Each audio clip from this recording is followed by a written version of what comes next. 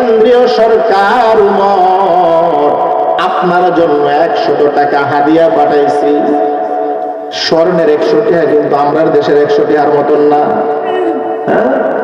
বর্তমান সময়ে কোটি কোটি টাকার সমপরিমাণ টাকা, কয়েক কোটি টাকা। ওই সময়ের 100 টাকা স্বর্ণের টাকা হাতে দেওয়ার পর হযরত সাঈদ ইবনে উমর রাদিয়াল্লাহু তাআলা আনহু টাকাটা হাতে নিয়া রাজ্যের কাজ সমাধা করে রাত্রের বেলা কাঁদতে কাঁদতে ঘরের ভিতরে গিয়া ঢুকছি। দরজা বন্ধ করে এমন ভাবে কাঁদতে আসি, ওজুর দ্বারাই কাঁদতে আরম্ভ করেছি। আমাদের দেশের কেউ মা বাপ মরলো এমন ভাবে কাঁদে না। সাঈদ ইবনে উমর লুটায়া পড়ে কাঁদতে কাঁদতে চোখের পানি দিয়া জমিন বাসায়া ফেলতেছি। বিবি ঘরের দরজা ধাক্কা দিয়া ঘরে ঢুকছেন। ঢুইকা গো স্বামী রে, এমন ভাবে কান্নার কারণ কি? এ স্বামী এমন ভাবে কেন কান্দে? কি মুসিবত আমার একটু খুলে বলেন। ও স্বামী, কান্নার কারণ কি? মুসলমানদের কোনো বাহিনী কোন জায়গায় পরাজয় বরণ করছে নাকি? যুদ্ধে কি তারা পরাজয় বরণ করেছে? সাঈদ ইবনে উমর বলে, বিবি না রে বিবি না, মুসলমান পরাজয় বরণ করার চাইতো বড় ক্ষতির কারণ আমার সামনে। তাহলে কি খলিফাতুল মুসলিমিন উমর কি দুনিয়াতে বিদায় হয়ে গেছে নাকি? বিবি না, এর চাইতো কঠিন মুসিবত আমার সামনে দাঁড়াইছে। বিবি ডাক দেয়া বলে, স্বামী রে, মুসিবতটার কথা আমার একটু বলেন, আমিও আপনার এই মুসিবত থেকে উদ্ধারের জন্য একটু সহযোগিতা করব। এবার স্বামী ডাক দিয়া বলে, বিবি দে। পকেট থেকে 100 টাকার পোটলা বের করে, 100 দিনারের পোটলা বের করে বলে, বিবি রে, আমার ঘরে দুনিয়া ঢুকেছে, আমার ঘরে দুনিয়া ঢুকেছে। আল্লাহর নবী বলেছে, যেই ঘরে দুনিয়া থাকে এই ঘরে আল্লাহর ভালোবাসা থাকে না। যে অন্তরে দুনিয়ার লোভ থাকে, এই অন্তরে আল্লাহর নবীর মহব্বত থাকে। অন্ধকার আর আলো একসাথে থাকে, দুনিয়ার মহব্বত আল্লাহর মহব্বত দুইটা এক অন্তরে থাকে। এই জন্য আমি কান্দি, আমার ঘরে দুনিয়া ঢুকে গেছে, না জানি আল্লাহ নবীর মহব্বত অন্তর দিয়ে বের হয়ে যায়।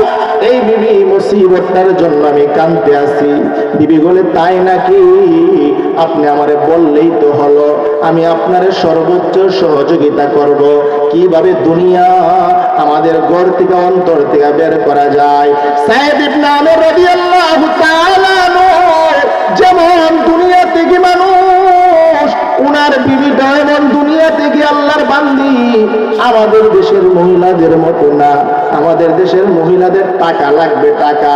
জামাই চুরি কইরা আনো, তার ডাহাতি কইরা আনো, এগুলা দেখবার সময় আছে? জামাই কেমনে টাকা কামাই করে কি খবর নেওয়ার সময় নাই। টাকা হইল তাদের মূল খুশি। তো সাহাবী, নবীর সাহাবী, সাহাবী যেমন আল্লাহওয়ালা, বিবিও এমন আল্লাহওয়ালা। আল্লাহ তো আমি যেমন, আমার বিবিটা আমার সঙ্গে এমনই মিলাই দিব, কারণ আমার তো তারে বানানো হয়েছে। হযরত সাঈদ ইবনে উমরের বিবি ভিতরে চলে গেলেন, একটা পর্দা নিয়ে আসলেন, বুরকা নিয়ে আসলেন, হিজাব নিয়ে আসলেন, নিজের চেহারা পদে মস্তক ঢাকলেন। এক হাতে 100 টাকার পোটলা আছে, অন্য হাতে স্বামীর হাতটা ধরলেন আর বলো, স্বামী, যেই দুনিয়া তোমারে কাঁদায়, যেই দুনিয়ার কারণে তুমি শান্তি পাও না, কাঁদতে থাকো, এই দুনিয়া আমি বিবিও চাই না, এই দুনিয়া আমার ঘরে থাকো। এখন দুনিয়া বের করে দেব ঘর থেকে। স্বামী আর স্ত্রী দুইজনে চলে গেলেন। হিমসে রানাচে কানাচে মহল্লায় মহল্লায় ঘুরে আর বলে, কি গো, তোমাদের ঘর অভাব আসেনি, দুর্ভিক্ষ আসেনি? তো আছে, নেও, তোমাদেরকে আমি 1 টাকা দিলাম, 2 টাকা দিলাম, তোমরা এই টাকাটা খরচ করে ফেলো। খলিফা তোমাদেরকে গভর্নরের পক্ষ থেকে এই সুযোগটুকু দেওয়া হলো, সহযোগিতা করা হলো, তোমাদেরকে আমরা টাকাটা দিলাম, এই টাকাটা দান করে দিলাম। কিতাবের মধ্যে লেখি, আল্লাহর বান্দার বান্দি হযরত সাইদ ইবনে আমের আর ওনার বিবি রাতের বেলা ঘুরে ঘুরে ঘুরে ঘুরে ঘুরে ঘুরে পুরা শহরের ভিতরে দুর্দশাওয়ালা মানুষ, দুর্ভিক্ষওয়ালা মানুষ, গরিব মানুষদেরকে বের করে করে 1 টাকা 2 টাকা করে দিতে দিতে ফজরের আযানের আগে সব টাকা বন্টন করে দেয়া দিছে। সব টাকা বন্টন করে আল্লাহর বান্দার বান্দি এবার বাড়ির দিকে গেলেন। ঘরের দরজা বন্ধ করে স্বামী আর স্ত্রী সেজদায় লুটায়া পড়লেন আর বলে, মালিক আপনার দরবারে শুকরিয়া জানাই, রাতের প্রথম অংশে আমার ঘরে দুনিয়া ঢুকছি, শেষ অংশের আগে আমরা আমাদের ঘর দুনিয়া বের করে দিয়েছি। সুবহানাল্লাহ জোরে বলুন। আপনারা তো হচ্ছে বড় ত্যাগ দিন মনে হয়, সুদ খাইতে খাইতে খাইতে খাইতে একবারে শেষ। হালাল তো জমাওই না, হারামের অভাব নেই। ওদের করে হালাল আসলো রাখে না। কেন রাখে না? আবার অন্তরের ভিতরের মহব্বত ঢুকা জায়গা, অন্তরে যদি না মহব্বত ঢুকে তো আল্লাহর মহব্বত জুড়াই জায়গা। আবার বইয়া বইয়া চিন্তা করে কি জানেন, আমরা দেশের মানুষ নবীর যুগে যদি আইতাম তেউলে কি যে করলাম, নবীর যুগে আইলে লক্ষ্য উল্টাইলে লইল। আল্লাহ নবীর যুগে না ফাড়াইয়া কখন ফাড়াইয়া আমার আপনি আপনার উপর দয়া করছে। আল্লাহ যে আমাদেরকে এখন ফাড়াইছে আমার উপর কি করছে? দয়া করছে। আমরা যে মানের মুসলমান নবীর যুগে আইলে নবীর সহযোগী না হইয়া ডাইরেক্ট আবু জাহেলের সহযোগী হইলাম। কি দেখো এই যে বেড়া মুসলিম ইমাম সাহেবকে ভুল করে, এই বেড়া যদি গিয়ে নবীর যুগে আইতে হয় নবীর কথা মানলো, হের পেশাও ইমাম সাহেবকে ভুল করো, হের নবীরও তো ভুল ধরল।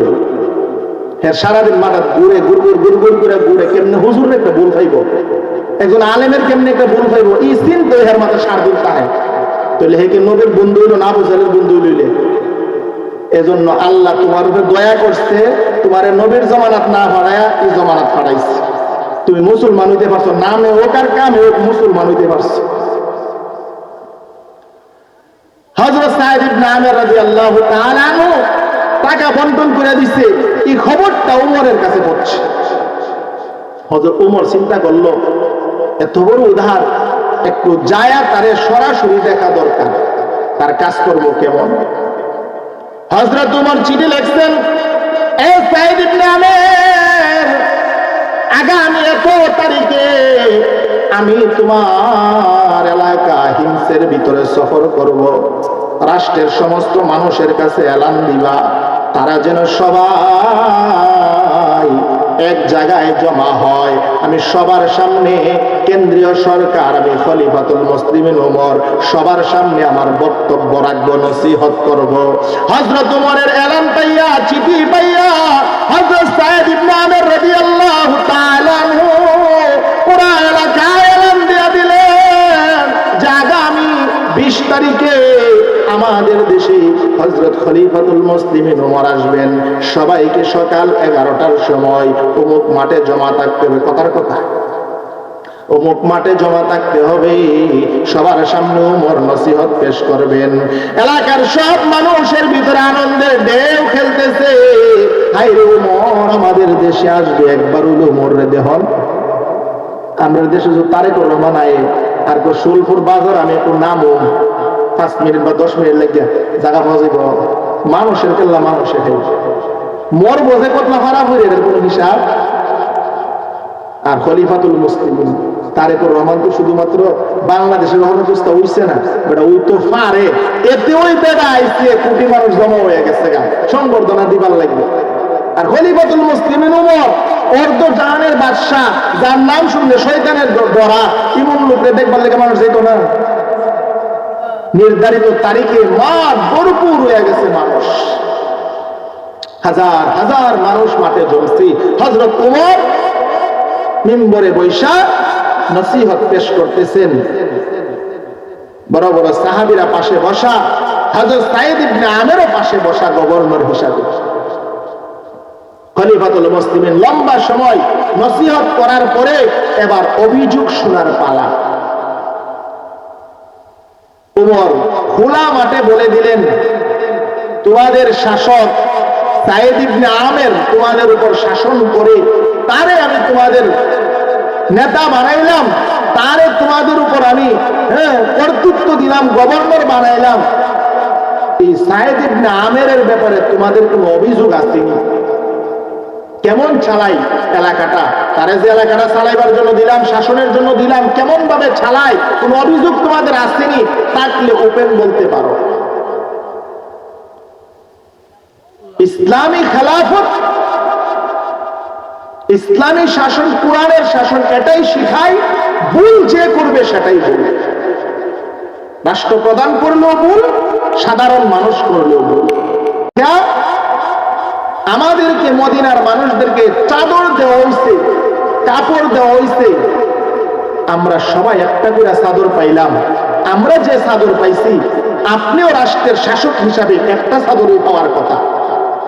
চাদর আপনি প্রধানমন্ত্রী হিসাবে যা মনে চান আরেকটা দিবেন, এটা হয়তো আপনি একটা পাইবেন, আমরা যেমন একটা পাবো, এটা ইনসাফ। ইসলামী শাসন যদি আসে এটাই ইনসাফ। কোরআনের শাসন বলে এভাবেই তোমাকে রাষ্ট্র চালাইতে হবে। হযরত উমর রাদিয়াল্লাহু তাআলা আনহু খুতবা বন্ধ করে বলে, ভাই আপনার প্রশ্নের জবাব আমি দেব না, আমার ছেলে আব্দুল্লাহ আপনার প্রশ্নের জবাব দিবে। আমরা দেশের মেম্বার এমন প্রশ্ন যদি করতো, কি করলো, সরাইতে সরাইতে দাঁত ফালাই দিল। সিনস আমি কেটা, আর চেয়ারম্যানের সামনে আরো বেশি চলে, প্রধানমন্ত্রী আর এমপি মন্ত্রী তো বাদ হইল, চেয়ারম্যানের সামনে হারণ হয়, সুবিধারের সামনে হারণ যারা ডেক্কার সুডে। হযরত ওমর বলেন, আমার ছেলে আব্দুল্লাহ জবাব দিবে। আব্দুল্লাহ রাদিয়াল্লাহু তাআলা আনহু দাঁড়াইছে, দাঁড়ায় বলে, ভাইরা আমরা সবাই একটা একটা চাদর রাষ্ট্রের পক্ষ থেকে পাইছি। আমার আব্বা ওমরও একটা চাদরই, আমার আব্বা খলিফাতুল মুসলিমিন, ওনার কোনো পোশাক নাই, একটা পোশাক, ভালো পোশাক মাত্র একটা। ভালো পোশাক কয়টা? জনগণের সামনে অনেক সময়, অধিকাংশ সময় যাইতে হয়, বিভিন্ন রাষ্ট্রীয় কাজে বিভিন্ন জায়গায় হাজার হাজার মানুষের সামনে যাইতে হয়, একটা পোশাক পরে সব জায়গায় যায়, গরমে অনেক সময় পোশাকটা নষ্ট হয়ে যায়, ঘেমে যায়। এই জন্য আমার আব্বা আরেকটা পোশাক বানাইতে চাইছেন। পোশাক বানাইবে পত্রিকা, চাদর তো পাইছে একটা, একটা দিয়া তো আর ওমরের মতো লোকের পোশাক হইতো না। এই জন্য আপনারা যেমন একটা পাইছেন, আমার আব্বাও একটা পাইছে, আমিও একটা পাইছি। আমার চাদরটা আমি আমার আব্বারে দিয়া দিচ্ছি, যার কারণে উনি দুইটা চাদর একত্রিত কইরা ওনার গায়ের একটা পোশাক। হযরত ওমর, যে ব্যক্তি প্রশ্ন করছে এই ব্যক্তি বলে, ঠিক আছে ওমর, এবার খুতবা দেন, আমি আমার প্রশ্ন উত্তর বুঝা পাইছি।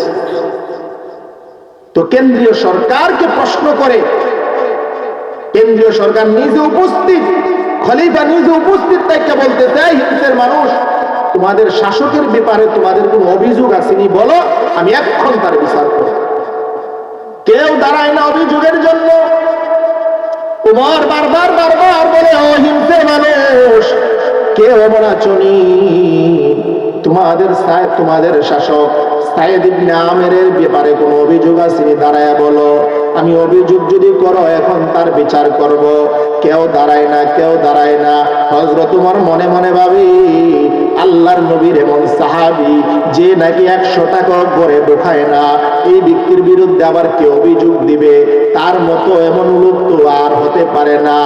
এমন সময় হঠাৎ করে মাঠের মধ্য থেকে এক ব্যক্তি দাঁড়ায় বলে, ওমর, আমার একটা অভিযোগ আছে। ওমর বলে, কি অভিযোগ বলো। হযরত সাইদ ইবনে আমর মাথাটা নিচের দিকে দেয়া রাখছি। লোকটা দাঁড়ায় বলে, ওমর, আপনি আমাদের গভর্নর রেজিগান, উনি প্রতিদিন অফিসে আসতে যায় 10 থেকে 15 মিনিট লেট করে করে অফিসে আসে। প্রতিদিনই 10-15 মিনিট ওনার লেট হয়, দেরি হয়। এই দেরি হওয়ার কারণটা কি ওনাকে জিজ্ঞাসা করেন। হযরত ওমর এবার সাইদ ইবনে আমের আসামির কাঠগড়ায় দাঁড় করে বলে, এ সাইদ, বলো দেখি তুমি প্রতিদিন কেন রাষ্ট্রীয় কাজে আসার জন্য 10 তুই 15 মিনিট কেন দেরি করো, এই কারণটা তুমি বলো। এটা তো মারাত্মক ধরনের কাজ, বড় নাই। তোমার রাষ্ট্রের পক্ষ থেকে রাখা হয়েছে জনগণের সেবা দেওয়ার জন্য। প্রতিদিন যদি তুমি 10 মিনিট দেরি করো, 15 মিনিট দেরি করো, মানুষের কষ্ট হয়। তুমি কি জন্য দেরি করো বলো? 10 মিনিট আর 15 মিনিট দেরি। চেয়ারম্যান অফিস এবার কথা 9টা বাজায়, 12টা বাজে। জনগণ বইয়া থাকতে থাকতে থাকতে থাকতে কোমর বেদনা করে। এরপরে জন্ম নিবন্ধন সাইন দিবার লেগে চেয়ারম্যানে পাওয়া যায়, বাইক গিয়া সাইন আনার লাগে। আর মেম্বার তো সারাদিন বাজারে বইয়াতে, স্যার অফিসে যাবে সোমবার, রাস্তাঘাটে সাইন নেওয়া লাগে। আর উনি আসে প্রতিদিন, কিন্তু 10 মিনিট দেরি করে। এই জন্য ওনার বিরুদ্ধে হযরত সায়েদ ইবনে আমের রাদিয়াল্লাহু তাআলা আনহু বলেন, আহা, গোপন কথা প্রকাশ করতে হবে। এখন কি? হযরত সায়েদ ইবনে আমের বলেন, এ খলিফাতুল মুসলিমিন, আমি হিমসের গভর্নর। আমার বাড়িতে কোনো খাদেম খুদ্দাম নাই, আমার বাড়িতে কোনো খাদেমের ব্যবস্থা নাই, আমার বাড়িতে কোনো চাকর চাকরানি নাই। আমার বিবি পর্দানিসীন মহিলা, পর্দার ভিতরে থাকে। এই জন্য প্রতিদিন আমি রাষ্ট্রীয় কাজে আসার আগে আমার বিবির জন্য কিছু উযু গোসলের পানির ব্যবস্থা করে দিয়ে আসতে হয়। আমি কয়েক মিনিটে শেষ করতেছি। আমার দিকে আমার প্রথম কাজ, আমি কয়েকটা কাজ করে তারপরে আওয়াজ লাগে। কি? আমার বিবির জন্য উযু গোসলের পানির ব্যবস্থা করে দিয়ে। 2 নাম্বার, আমার বিবি সকালবেলা নিজে নিজে আটা পিষতে হয়, নিজে নিজে রুটি বানাইতে হয়। আমি আমার বিবিরে, যেহেতু চাকরানি নাই, আমি নিজে কিছু সহযোগিতা করি রুটি বানানোর কাজে। এই কাজগুলা করতে করতে আমার একটু দেরি হয়ে যায়, যার কারণে আমার 10 মিনিট দেরি হয়। একজন গভর্নরের ঘরে চাকরানির কোন ব্যবস্থা? আর আমরা দেশের বেড়া বিদেশ গেছে, মোটামুটি সুবিধাজনক, বিডিআর কাম করে না, আত্মাও দিয়ে বইয়া গেছে না, কামলা বিচারে হালি, নতুন দিলে টাকা বিচারে কামলা বিচারে। আর একজন গভর্নর, একটা রাষ্ট্রের প্রধান, ওনার গুণে কোনো কামলা? এই কথা কইতে গেলে আরো সময় দরকার। হযরত উমর বলে, বুঝছি তোমার 1 নাম্বার প্রশ্নের জবাব আমি বুঝছি। এই আর কেউ আসো? আর কোন অভিযোগ আসেনি বলো? কেউ দাঁড়ায় না, কেউ দাঁড়ায় না। হঠাৎ করে এক ব্যক্তি লাফ দিয়ে দাঁড়ায়, বলে, উমর, আমার একটা অভিযোগ আছে। কি অভিযোগ? আমাদের গভর্নর মাসে একদিন উনি পুরা দিন ডিউটি করে না, অর্ধ দিন ডিউটি করে, আধা দিন ডিউটি করে, পুরা দিন করে না। মাসে কয় দিন? মাসে একদিন অর্ধ দিন ডিউটি করে, পুরা দিন ডিউটি করে না। ভাই সর্বনাশ, এটা তো মারাত্মক ধরনের অন্যায়। মাসে একদিন অফিসে আসে না, আবার আসে না কতক্ষণ? আধা দিন, 12 ঘন্টার 6 ঘন্টা আসে না, 6 ঘন্টা ডিউটি করে। অর্থাৎ বিকালের 6 ঘন্টা করে, সকালের 6 ঘন্টা ডিউটি করে না। ওমর বলে, মারাত্মক ধরনের সমস্যা। এই সাহেব, তুমি এই ভুলটা কেন করো, এই কাজটা কেন করো? হযরত সায়েদ ইবনে আমের বলে, খলিফাতুল মুসলিমিন, আমি একটা রাষ্ট্রের গভর্নর। আমার গায়ে যে পোশাকটা দেখতেছেন, সংক্ষেপ করতেছি, আমার গায়ে যে পোশাকটা দেখতেছেন, এই পোশাকটা ছাড়া আমার আর কোনো পোশাক, আমি 29 দিন এই পোশাকটা পইরাই আমি রাষ্ট্রীয় কাজে আসি। এটা পড়তে পড়তে পড়তে পড়তে এটার মধ্যে দুর্গন্ধ আয়সা যায়, ঘামের গন্ধ আয়সা যায়। এই জন্য আমি একদিন মাসের শেষ তারিখে ডিউটি শেষ করে বাড়িতে যায়া রাত্রের বেলা পোশাকটা ধুইয়া দিই। যেহেতু রাত্রের বেলা ধুইয়া দেই, সকাল বেলা বাড়ি কাপড় হওয়ার কারণে, পশমের কাপড় হওয়ার কারণে এটা শুকায় না। শুকাইতে শুকাইতে আধা দিন পার হয়ে যায়। আমার বিকল্প কোনো পোশাক নাই, আমি খালি গায়ে তো আসতে পারি না। এই জন্য মাসে একদিন আধা দিন আমার ডিউটি করতে হয়, আর আধা দিন পোশাকের অভাবে আমি আসতে। একজন রাষ্ট্রের প্রধান, তার পোশাক কয়টা? আপনার কয়টা? হুজুরের কয়টা? আপনার কয়টা হিসাব আছে? কয়টা হিসাব নাই। আর একজন গভর্নর তো সাধারণ এলাকার গভর্নর না, তৎকালীন সময়ে সবচেয়ে সুখীন জায়গা, টাকাওয়ালা জায়গা, ধনী জায়গার গভর্নর ছিলেন সায়েদ ইবনে আমের। এরপরে তার পোশাক না, এক পোশাক অফিস করা লাগে। হযরত উমর সায়েদ ইবনে আমেরের কথাগুলি শুনে আর মাথাটা নিচের দিকে দিয়া জিমায়, জুলায়া চোখের পানি ছেড়ে ছেড়ে বলে, ও সায়েদ, নবীর জামানায় যেমন ছিলা এখনো তুমি এমন আছো। নবীর জামানায় অভাবের কারণে পোশাক পরতে পারো নাই, আর এখন এত বড় ধনী রাজ্যের গভর্নর হয়েও তোমার পোশাক নাই। কালটা এই সময়টা আমাদের সবার মধ্যে পরিবর্তন আইনা দিছে।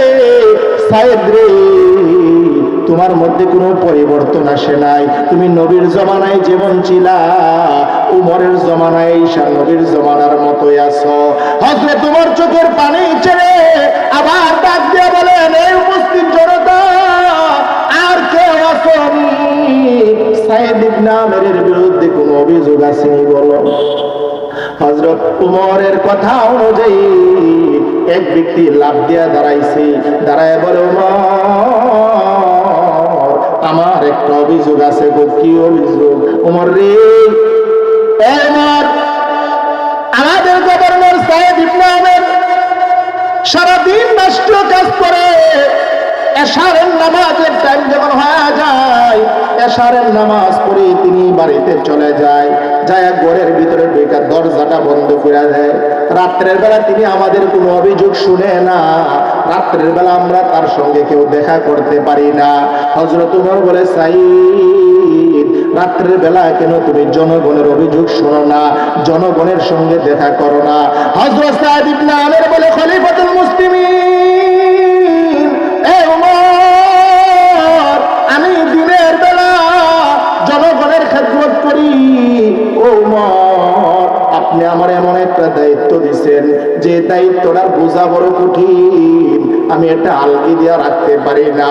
এরপরও আপনি আমার কাঁধে দিয়া দিচ্ছেন, এই জন্য দিনের বেলা আমি আমার জনগণের কথা শুনি, তাদের অভিযোগ শুনি। আমি দিনের বেলা রাষ্ট্রীয় কাজে ব্যস্ত থাকি, আমি আমার সময়টারে দুইটা ভাগ করে নিলাম। কারণ হলো দিনের বেলা রাষ্ট্রীয় কাজের কারণে আমি আমার মালিকের গোলামি করতে পারি না, আমি শুধু উমরের আদেশ পালন করার জন্য দিনের বেলা আমি জনগণের খেদমত করে যাই। আমি জোহরের নামাজের সময় ফরজের পরে